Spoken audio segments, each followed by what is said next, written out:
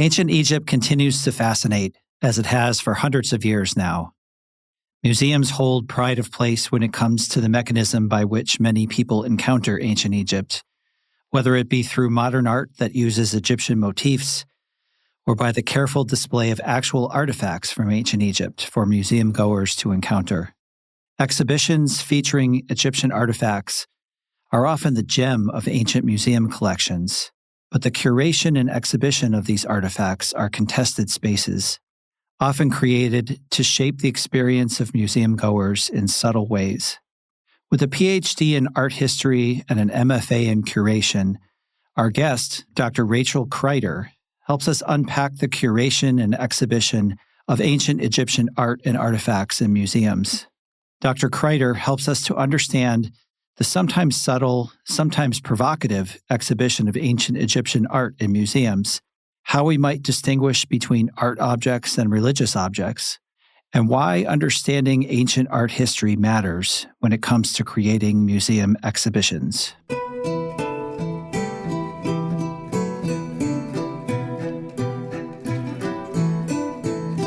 Hi, I'm your host, Steve Ahearne-Kroll, and this is the Future of the Past Lab, the podcast where we rethink the legacies of injustice in the study of antiquity.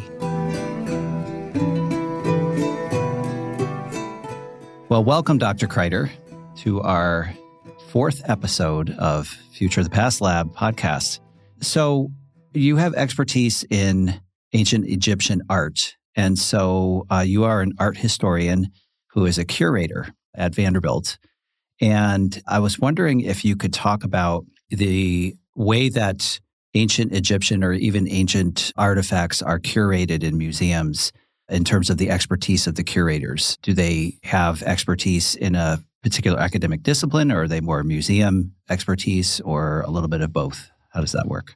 I'm going to try to stick to Egypt. Okay, that's fine. If only because I don't want to be incorrect about something that's outside of my area. What Sure. I will say is that, generally speaking, in a museum or in an art museum, if you are curating a specific collection or working in a specific department, you must have some kind of academic expertise, usually a doctorate in that area.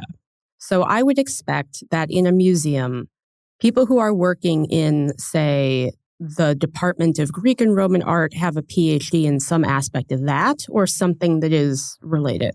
The people who are working in an Egyptian collection or an Egyptian and or ancient Near Eastern collection or an Egypt and Sudan collection, or however the museum phrases their, or structures they're collecting, that person will typically have a PhD in a subject area that is related and pertinent to that collection. You have to be a subject matter expert, and you pretty much always have to have a PhD. Now, I'm not going to claim that if you search through every museum on the planet, you won't find anybody who falls outside of that. But especially, I think, as we move forward and people who have gotten PhDs who, decades ago would have ended up in the professorate are not finding work there, people are seeing, I think, the curatorial track in a museum as something else that they can go and do. Now, in terms of departments of Egyptian antiquities, I would say that pretty much everybody working there is in some capacity an Egyptologist. Typically, the people who get hired into those jobs are people who have some sort of excellent specialization and are extremely, competent and accomplished in Egyptology. They may not necessarily have any expertise in museums. They may not have worked in a museum before. They may not have had curatorial training. They may not necessarily understand the history of museums. They may not know anything else about anything else in the museum, actually. Now, of course, people who get PhDs in Egyptology are smart.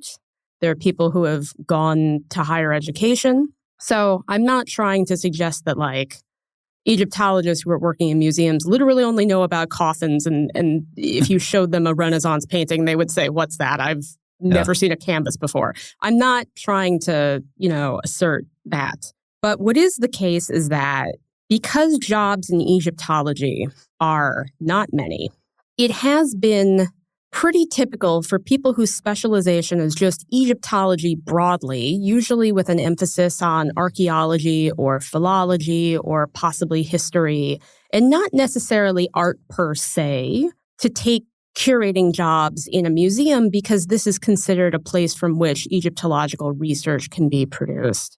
I would also give the caveats that, museums are archives for Egyptologists, not just because those are the places where the vast majority of the objects are accessible, but also because museums have historically had concessions in Egypt and they have done digging. They have historically retained a lot of research about the field because that's where Egyptologists have been working.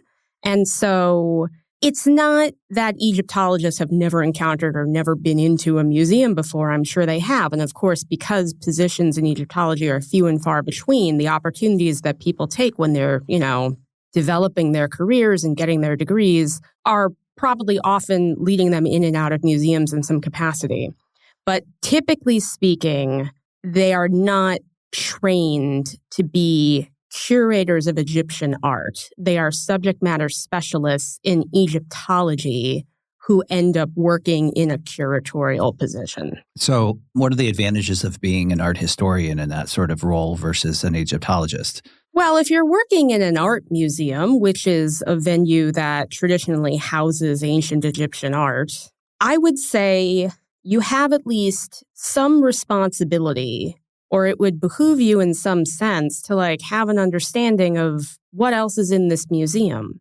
Sometimes people walk into the museum and they only see the Egyptian art and then they walk out. Same thing, I'm sure, with any other department. But oftentimes people who go into a museum will not just stay in the, Egyptian galleries. They'll wander around the whole museum. And the things that they see will, cross-pollinate. And they'll probably be thinking about everything that they've seen. Maybe they'll be thinking about Egypt a little more if that's their interest, or just because, Egypt is a very strong brand. But I think it would be helpful if people working in Egyptian departments in museums had some sort of ability to communicate with their colleagues in other departments, if they had a sense of how Egypt has influenced other art histories, how Egypt has been structured within the kind of, canonical narrative of Western art history. I think these things are important to understanding what you've got in the museum. And again, I really don't want to, I don't want to misconstrue that nobody working in any of these positions does. It's just, I think, not typically the trend. Yeah. So when you're curating an exhibit on ancient Egypt in a museum, you in particular, how do you think about it in relation to the other exhibits at the museum? Do you try to tie it in? Do you try to make it flow from one to another? Or what are your best practices usually? I would love to have an opportunity to work on an exhibition where it were possible to think a little bit more broadly in the way that you're describing. My experiences curating in museums up to this point have been, at Vanderbilt in my current position, where in fact we don't in fact have room to display much of our permanent collection. So the things in the main exhibition space are really what's on view. So we're working a little bit differently than a big encyclopedic museum. And then previously I've worked on, traveling exhibitions that have come from elsewhere. So to a certain extent, it was a bit of, you've got what you've got, and, you can do your best possible job integrating what's already in the collection into the visiting exhibition that's come to you. There are ways you can do this, I think, in terms of display. You can, if within a museum you have a good relationship with other departments, you can display things both from the Egyptian department in other galleries and things from other departments in Egyptian galleries. People are trying to do this more often. It's actually become a bit of a trend, I think, in museums to put contemporary works in historical galleries. That's something that I think you'll see quite often. You can use didactics to do this. You can put up plaques that say almost anything you want them to, right? You can talk about other art histories and direct people to other galleries. You can have curators from other galleries write texts for your objects. There are all sorts of things that you can try to do. Also, in the context of museums, there's programming. So if you're making an exhibition and part of what you're doing is designing the, public-facing outreach capacity of it, you can say put not just an Egyptologist or an art historian or a curator of Egyptian art on the panel, but you can put people whose specialization is thematically related or they have something to say about the material, but they're not necessarily specialists in ancient Egypt or indeed even academics. You can create a program that gives context to and meaning to Egyptian art that doesn't necessarily have to draw upon the expertise of Egyptologists because, of course, everybody has some sort of frame of reference for ancient Egypt. So even the layperson that you go and pull off the street, probably if you, ask them the right questions, will say something about it. Right. Not that I'm telling you should make a museum program of just like, go grab whoever, like who's walking by right now, ask them if they want $5. Right. But yeah, those are different strategies you could use to try to better weave your Egyptian gallery into what's in the rest of the museum. And I think the point is for people to sort of understand that Egyptian art, although Egyptology and ancient Egypt have been treated to a certain extent like an exception from virtually every other civilization, every other ancient civilization, every other body of artwork, every other academic discipline, ancient Egyptian art has never been made in isolation. Yeah. Even in, ancient times, Egypt was a very networked civilization. Yeah. There were people from other geographic regions who were ruling Egypt. There were people from other geographic regions who were living in Egypt. Yeah. There are cross-pollinations between Egypt and many civilizations that existed in ancient Western Asia. And so the idea that Egypt was somehow this isolated thing where its art had no influence and its visual culture traveled nowhere has never been true, was never true, and certainly Egypt has not been contained, since 30 BCE. Yeah. It's cross-pollinated and influenced and been influenced by and been syncretized with, just a limitless list of cultures, of peoples. It's been taken up by contemporary artists in virtually every single era. Yeah. So, yeah, having just some, I think, understanding and willingness to engage with that condition is probably healthy for a curator of ancient Egyptian art. Yeah. And, in our graduate programs here in the department, we try to emphasize how interdisciplinary everything is in the ancient world. And you can't really do one thing without considering other things. And certainly the time period I'm most familiar with in Egypt is getting into the classical and Ptolemaic period. And that's just a really fascinating time period to think about that interdisciplinarity. And it seems like museums have a really important role to play in advancing that, what you were just saying about how interconnected everything is in the ancient world. And even if there's distinct features of each culture, that's probably the things that people focus on a lot, but they're maybe not the most important things about describing a culture. It's their interaction with other cultures that matters just as much. Typically speaking, installations of ancient Egyptian art in museums are used to teach the visitor about ancient Egypt. Yeah. Sometimes you get thematic approaches. This is how people lived. These are the different professions people had. This is what the king did. This is what the gods were. This was how people died. Sometimes you'll get chronological approaches. You'll have your black-topped pottery, your kind of wavy-handled jugware things at the very beginning, and you'll go through the pre-dynastic, and then you'll end up with a few objects on the, late side of Roman Fayum portraits or whatever. Mm-hmm. And you'll basically get this sort of this is the narrative over 3,000 years of ancient Egyptian civilization. Mm-hmm. Sometimes galleries will combine both of these things. I can think of many museums where they have a little of both. But the general goal here is basically just to have people coming out knowing about ancient Egypt, having a good elevator speech about what this civilization was.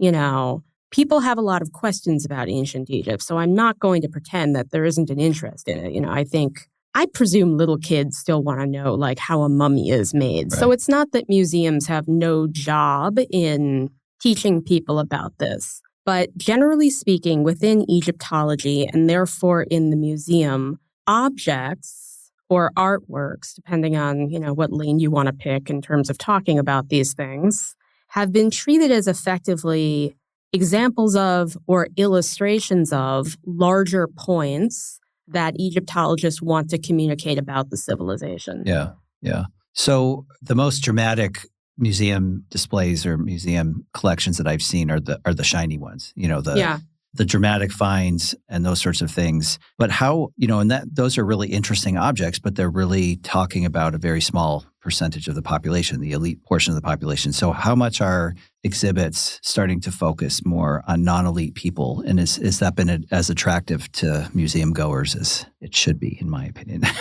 Well, now here we have a real problem, because the vast majority of what we have from and what we know about ancient Egypt is simply elite people. Yeah.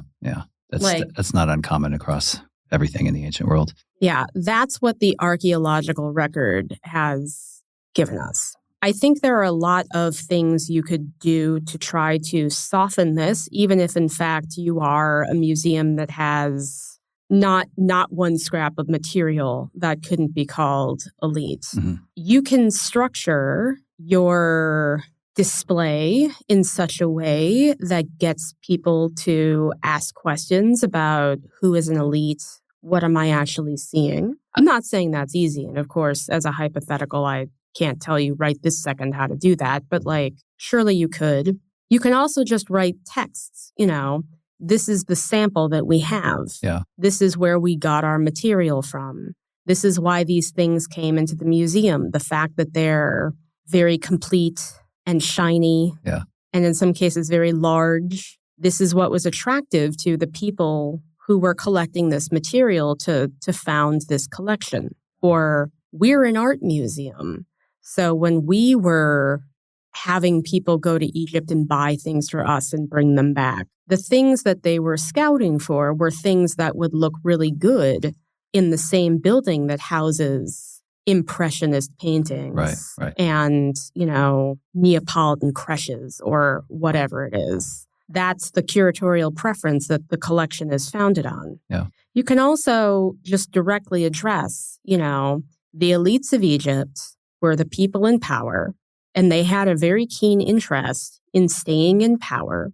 So they developed an ideology or a thought and religious system that basically fed back into the idea that they had to stay in power. And that's not so dissimilar from any elite class in any civilization. Yeah. I mean, I would hope that if I were actually writing this text for a gallery, I would do a better job than what I just said. But the point is, like, you can address this head on. There's no reason that you can't just tell your visitors this if that's what you want them to know. Yeah. In terms of imagining what a non-elite life would have been like, I mean, it's possible that because I'm not an archaeologist or an anthropologist per se, I'm not up on what the like hottest current knowledge is. But my feeling has actually been that texts on, say, daily life in ancient Egypt or trying to imagine what living in ancient Egypt would have been like are all a little uncomfortably like, you know, oh, look at these people living in this primitive civilization. Yeah, they, you know, this is how they got up in the morning. They were eating bread that had sand in it. Right. And they had to drink their nutrients in beer, and they were paid in like 2 onions. Right. Like, and it feels in a way like the way that we talk about non-elites historically has always felt a little bad. And I think it would be super tricky to try to do a better job based on what we have. Not that it's impossible, and certainly not that people shouldn't think about it. Mm-hmm. Like, I remember when I was a kid, the Field Museum in Chicago had, you know, a whole thing about daily life in ancient Egypt. And I remember there was like a little pool of water. I don't want to think about whether or not it was clean. And you could sort of like lower a bucket into the water and then like hoist the water back up as if you were an Egyptian, like on the banks of the Nile, just kind of doing your laundry or getting water or whatever it was. And, at the time you're a kid and you're just sort of like, hey, I'm pulling on something. Isn't that great? I'm touching in the museum. How nice. But there is a little bit, I don't know, it's uncomfortable, isn't it, to try to imagine like, here I am, this, 1990s museum goer, or now, 2020s museum goer, and I'm wearing my cardigan and I'm in the museum and I'm pretending that I'm basically a peasant. Yeah. And understanding why there's an appeal to that and what it is that we're actually learning from it is probably pretty important if those are the displays that we're going to put in museums. Now, I will say that I think the Field Museum is redoing their Egypt galleries, so don't go looking for the bucket. But it's the same puddle of water, right? Yeah, maybe they haven't. They throw the hose down every 2 or 3 years. No, I think they're redoing their galleries currently. So, yeah, I think they're probably going to come up with a different approach that's a little bit more like current. Yeah. But, the point of thinking about non-elites to me is, yes, we want to understand ancient Egypt better. It probably seems like I'm very hostile to the idea of just understanding ancient Egypt. Like, who cares? Yeah. That's not how I feel. There is something, valuable in learning what happened in the past. But to me, the reason why it's mostly valuable to learn what happened in the past is to try to understand what's happening now. Right. There are people who are not elites now. What is their life now? Can we use this material to develop a sense of empathy? Yeah. What must it like to be, not the person who has their Saturday free to put on their cardigan and go to the museum? Right. I'm wearing a cardigan. I don't know if that's coming through. But that's really, especially in something that's, a museum of, quote, natural history or an anthropology museum, one of these places that's articulating its Egyptian material differently than, say, an art museum might. Yeah. Yeah, what is the point of this if not to cultivate a sense of empathy for the people who are in the world now? Yeah. If you can understand this through the sort of parable of the ancient Egyptians, can't you do this for the people who are living in your communities, like at this moment? Not far from the Field Museum. Yeah. Yeah. Not too, probably not. Yeah. Yeah, that's great. So you mentioned a bit about religion, and I want to probe that topic a little bit and get your take on, as an art historian, what you think about the distinction between ancient objects as art and ancient objects as religious artifacts or religious implements from the ancient world. How do you negotiate that difference, if there is a difference? Unfortunately, I think the very cynical answer is, which museum have these objects ended up in? Yeah. If they're in the Field Museum, and what you want to do is, or, the Oriental Institute, ISAC, or the Petrie Museum, or somewhere where the goal is not necessarily treating them aesthetically primarily, then you would situate them in a religious context. Mm-hmm. If you have them in an art museum, then yes, maybe you want to focus on the aesthetics. And of course, you want to tell people what they're seeing. The point of a museum is not to hide information about what people are looking at or what its purpose was. But then, maybe the idea that this is an aesthetic object that looks a certain way, that was made a certain way, that carries its ideas through its form, maybe that's the aspect of it that you want to privilege. And I think this is an uncomfortable answer because, of course, oftentimes the same objects, or maybe it's more correct to say the same types of objects, end up in these different museums. And so the idea that something that was a primarily religious object would just be treated as if it is beautiful and that is the end of it, maybe you lose something there. Mm-hmm. But, I would say the same could be said in a different kind of context, where if you're thinking about only the anthropological religious usage of this, what was its function and ritual, and you don't think about what does this look like? What does it make me feel? What is the affect surrounding it? I think you're overlooking something as well. Yeah. There's a classicist who is one of the leading writers on sacrifice in ancient Greece. And he argues that the main purpose of animal ritual sacrifice in Greek religion is not consumption of the meat or not, honoring the death of the animal through the hunt or, some of the kind of classical theories about sacrifice, but that it's part of an aesthetic ritual to please the gods, that the beauty of the ritual and the way it's done is what is most important and highlighted in Greek religion. And I'd like to hear your thoughts about that in an Egyptian context. So can I suggest something? Yeah. How would we know what it is that the ancient Egyptians, on like an individual basis, actually believed? Yeah. Well, that's the really difficult thing about studying ancient religion or philosophy or anything. It's mainly through the literary aspect of things. But so this scholar argues that the particularities of the ritual and the need to get it right tells a lot about the importance of the aesthetic aspect of it. I mean, that's one way of getting at it. But again, it's all a guessing game. Well, after this, you should send me this reference because I actually think it probably would be pretty interesting to me. Yeah. I have primarily studied reuse, primarily in the royal context, which means things that were done by kings with objects made for kings, to objects made by them and their associates, let's say. There were people who were royals who were not necessarily just the king.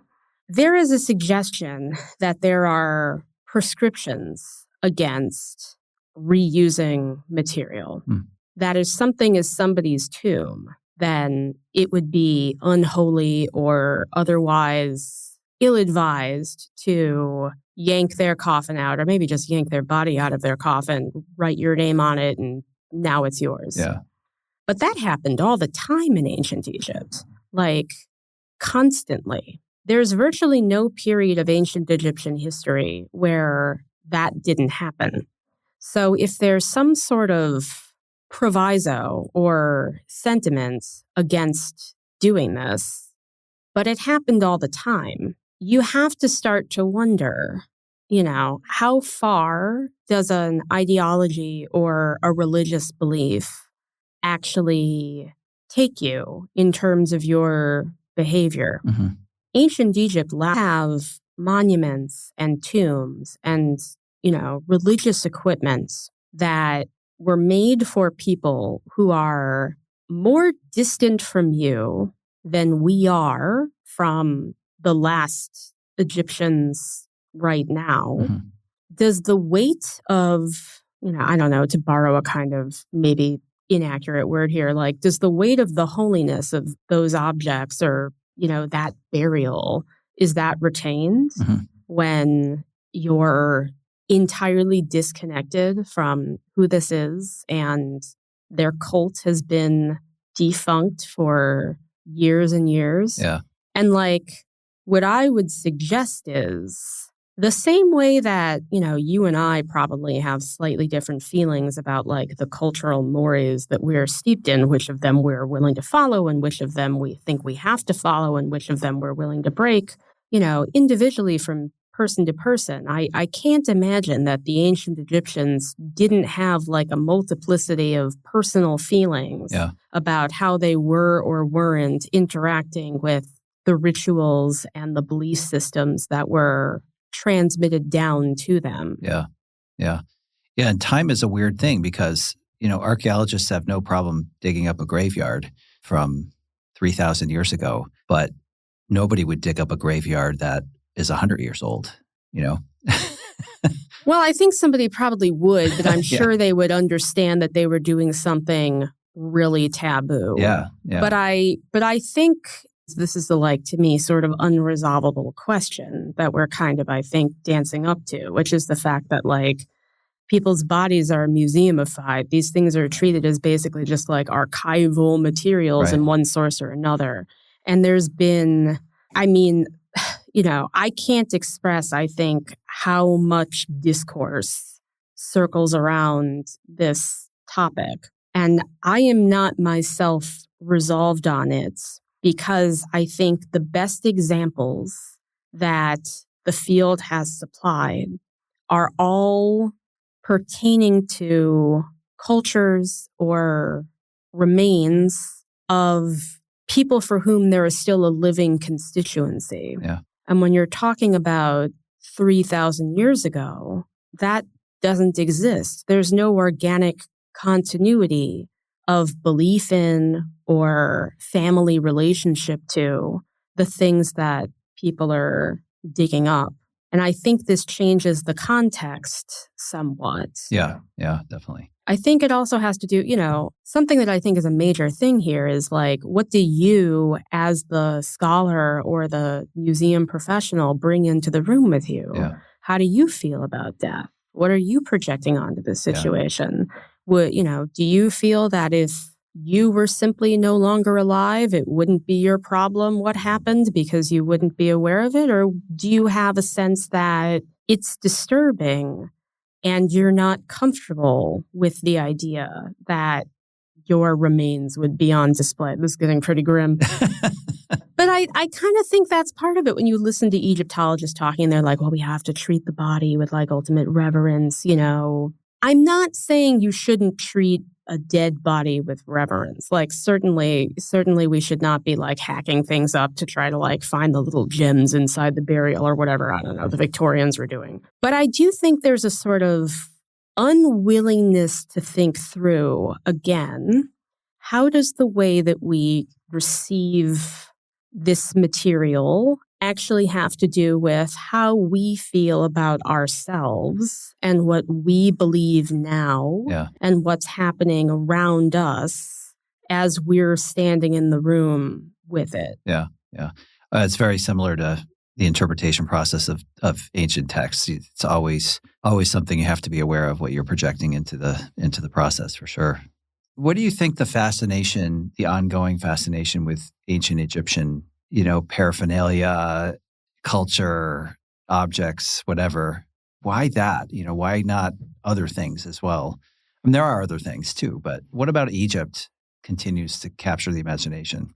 If I had the 100% definitely for sure correct answer to this, I would be the smartest person ever.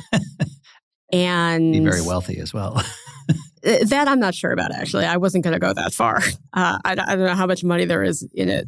But I think Egypt was in an ideal geographical position to disperse its ideas and its imagery really effectively.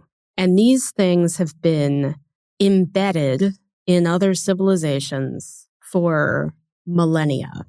They were taken up and more widely distributed by the encounter with Rome. You can imagine encounter in quote marks. And they have been used and reused and replicated and evolved and developed to suit people's needs pretty much continually this entire time. Yeah. And so they're very, very familiar. And things that we recognize, even if only subconsciously, that are ancient Egyptian, are some of the most basic, comprehensible forms. I would also suggest that Egypt, even when it was not well known, sort of between the, advent of Christianity and the Roman Empire and Champollion, just to put a loose time frame around it. Egypt was in the Bible. It was something that people thought about because it had played a significant role in European culture through that means. It became a bit mysterious.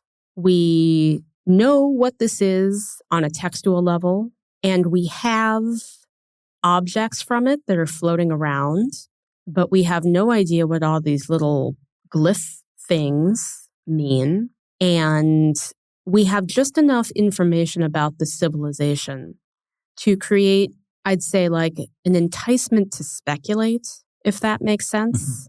Like, here's the thing. If you don't know anything about something, then you don't think about it. And if Right. you know everything about something, then you probably aren't that interested in it. But if you just have this like tantalizing little idea Yeah. about what something is, that's really alluring. Yeah. Then you want to think about it. Then you want to imagine about it, especially if perhaps, as I think some, Catholic and Christian scholars would have, that part of their religious practice was to try to imagine what is it that I'm reading here when they were reading, their texts. When the encounter with Egypt happened, it was, basically like an imperial conquest. That empire was then basically subdued by another imperial body. And during the age of colonization, people just flooded into Egypt. An antiquities service was set up that was very good at figuring out how to disperse things. Yeah.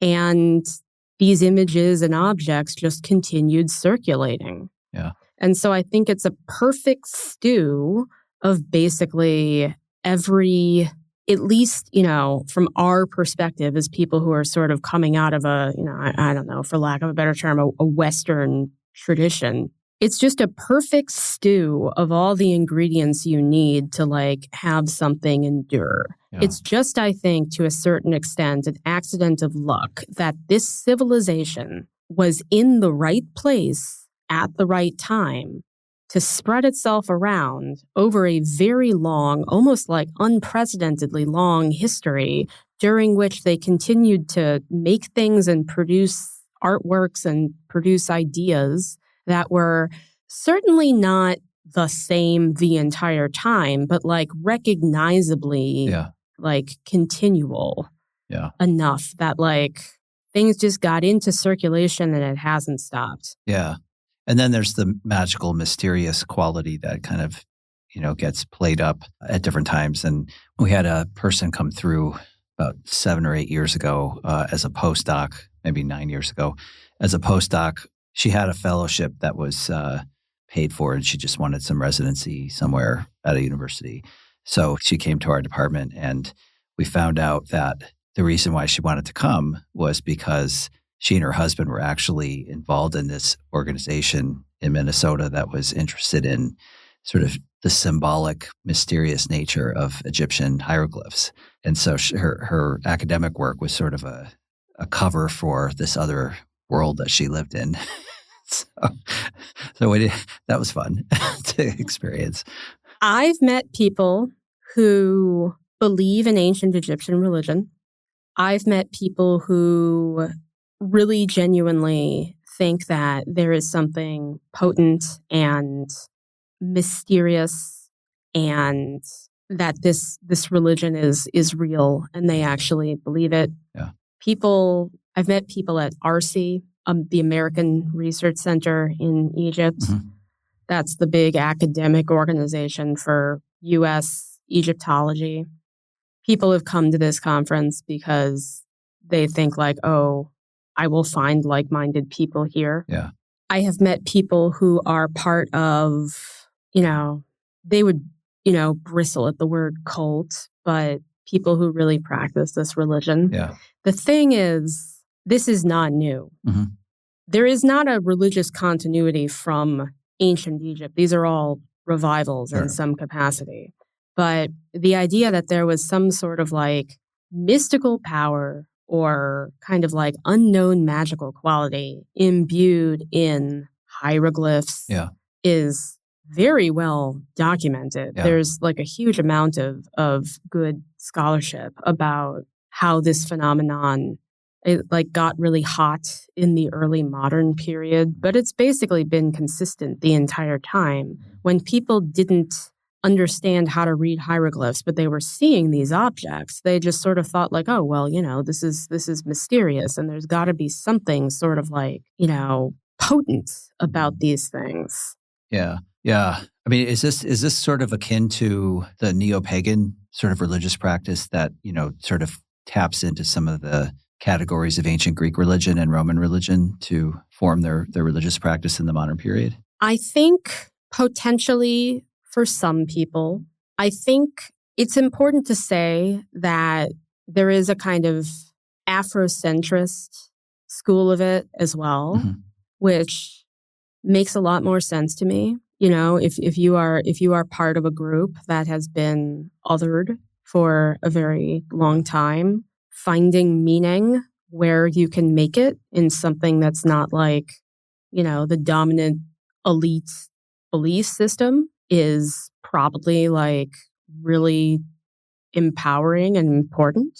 Yeah. But yeah, I don't think it's all from any one place, or rather maybe it all has its root cause in, you know, the same reasons that people are fixated on ancient Egypt. But again, I think like different people adhere to these sort of, I don't know, affinities for Egyptian spirituality for like their own reasons. Yeah. Yeah. Well, we're coming to the end of our time here, so I wanted to get your thoughts on, you know, you've had a very diverse set of experiences, both in graduate school and after graduate school. And I just wondered if you could give us some advice for graduate students and recent PhDs who are struggling to find their way in academia and maybe trying to find other alternative paths, what you can offer for them as guidance going forward. Here's what's worked for me. Number one, I had a non-academic skill set that could be used in an academic context, which is that I am an editor. I'm a very, very good editor. I started copy editing at my college newspaper when I was 18 years old. And in various senses, I have never stopped. Yeah. And I have always been able to find work doing that. Oftentimes with academics, not all academics are very good writers. I don't know what your point of view on that is. Yeah, I agree. With artists and people who work in the arts who I met through the sort of, you know, art history lane of what I do. For corporations, for advertising firms, you know, for just like my friends, people my friends know, I've always been able to get work doing this. Yeah. So even when I was, let's say, precariously or tenuously employed, this is something I've always been able to basically make money doing. And eventually, because I worked in this particular, you know, media and, you know, editorial in various capacities for so long, I found a permanent job in it at a website, a food website. Yeah. And so that's one thing.